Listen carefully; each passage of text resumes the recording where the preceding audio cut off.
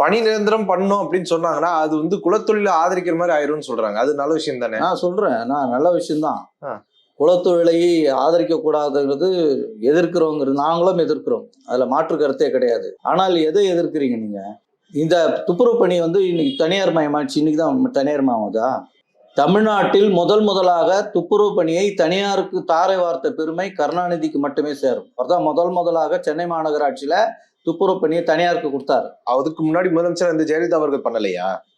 முதலாம அறிமுகப்படுத்தினவர் கருணாநிதி தான். அதன் பிறகுதான் ஜெயலலிதா அதை பின்பற்றினார். நான் அதனால அதிமுக செய்யவே இல்லைன்னு சொல்ல வரல. 2 பேரும் இதுல வந்து இந்த மக்களுக்கு செய்த துரோகம் தான். அதுல மாற்று கருத்துக்கு இடமே இல்லை. ஆனால் இதை ஆரம்பித்து வைத்தவர் இவர் தான். ஏன்னா பஞ்சாயத்து ராஜ் சட்டப்படி தூய்மை பணிகளை தனியாருக்கு கொடுக்கக்கூடாது. பிரிட்டிஷ்காரன் போட்ட அரசாணைப்படி எசென்சியல் ஒர்க்கரை வந்து நீங்க நிரந்தர பணியாளர்களாகத்தான் வேலைக்கு எடுக்கும்போதே, நீங்க ரெக்ரூட் பண்ணும்போதே எடுக்கணும்னு சட்டம் இருந்தது. இதையெல்லாம் உடைத்து தனியாருக்கு கொடுக்கலான்னு வழிகாட்டினவர் இவர் தான். கலைஞர் தான் பண்ணாரு. ஸ்டாலின் மேயரா இருக்கும்போது தான் அந்த ஓனிக்ஸ் நிறுவனத்துக்கு கொடுக்கப்பட்டது.